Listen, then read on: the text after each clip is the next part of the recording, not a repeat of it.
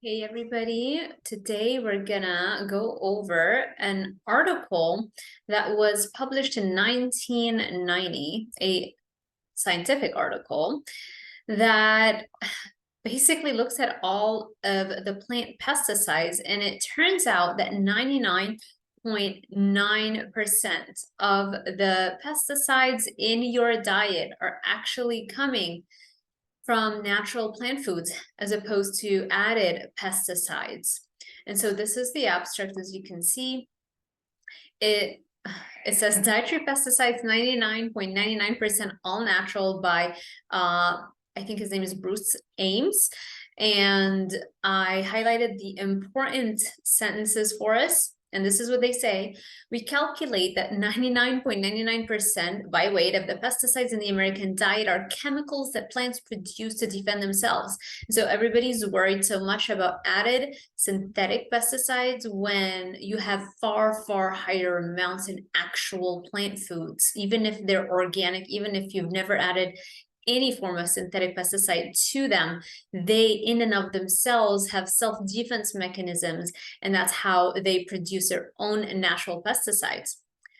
Only 52 natural pesticides have been tested in high-dose animal cancer tests, and about half of them, that's 27, are rodent carcinogens. That means they cause cancer in rodents like mice and rats. These 27 are shown to be present in many common foods. We conclude that natural and synthetic chemicals are equally likely to be positive in animal cancer tests. We also conclude that at the low doses of most human exposures, the comparative hazards of synthetic pesticide residues are insignificant, meaning by comparison, anything you get from synthetic pesticides doesn't even compare to the much, much higher amounts of natural pesticides that the plants actually produce. Another reason why I don't recommend that you eat plant foods, that's a whole other topic, and you can find all those videos on my channel.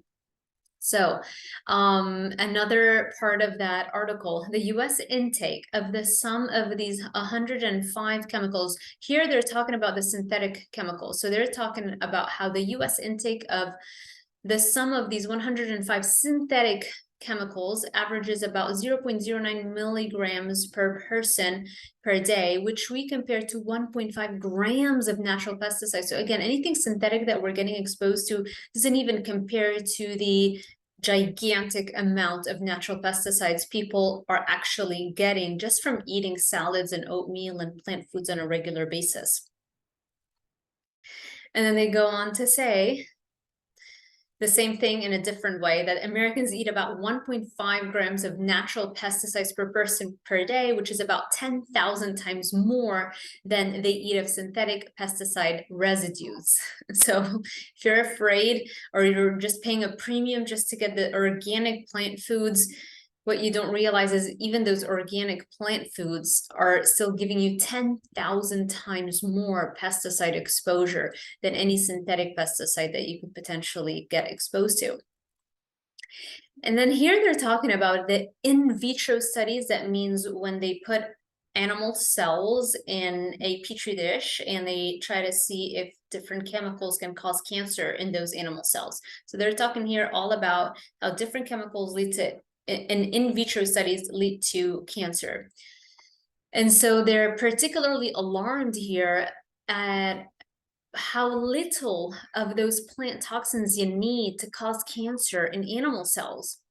So they're talking about of particular interest are the levels at which some of the carcinogenic plant toxins in table 2 were clastogenic. Clastogenic meaning that they literally lead to breakage in chromosomes and DNA, which lead to cancer if you can't repair it well.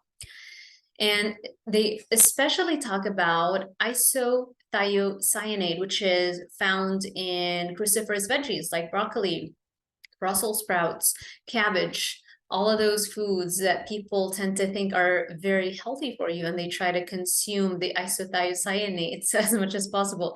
Well, that particular pesticide was among the most potent chemical in the compendium and is also effective at very low levels in transforming and mutating animal cells. If that doesn't scare you, I don't know what does. Another pesticide found in coffee and plant and fruits and vegetables Caffeic acid was clastogenic at a very low concentration of 260 and 500 parts per million, which is less than its concentration in roasted coffee. So in roasted coffee, you're actually getting much higher levels of caffeic acid, higher than the amount that has been shown to cause cancer in vitro studies. So also beans has that. And that concentration that caused cancer is close to its concentration found in also apples, lettuce, endive, and potato skin. Another pesticide found in coffee is chlorogenic acid as well. It was also clastogenic, again, leading to breakage of DNA and causing cancer at a concentration that's very low, which is 100 times less than its concentration in roasted coffee beans and similar to its concentration in apples, pears, plums, peaches, cherries, and apricots. Chlorogenic acid and caffeic acid are also mutagens. They directly lead to mutations. They go on to say that coffee is genotoxic to mammalian cells, which is the natural conclusion when you see all of the different chemicals in it all causing DNA mutations and DNA damage. So that's it. Stop eating your plant foods, or at the very least, be aware of the real effects of those plant foods. And that's why I minimize and, for the most part, don't really eat any plant foods. So yeah, hit me up for coaching. This is from my website, drsarahzaldivar.com. And also, if you want to connect, this is my Instagram, and this is the article. It'll also be linked in the description box below if you want to check out the scientific study.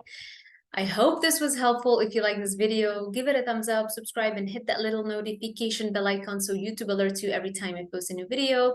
Thank you so much for watching, and I will see you in the next one.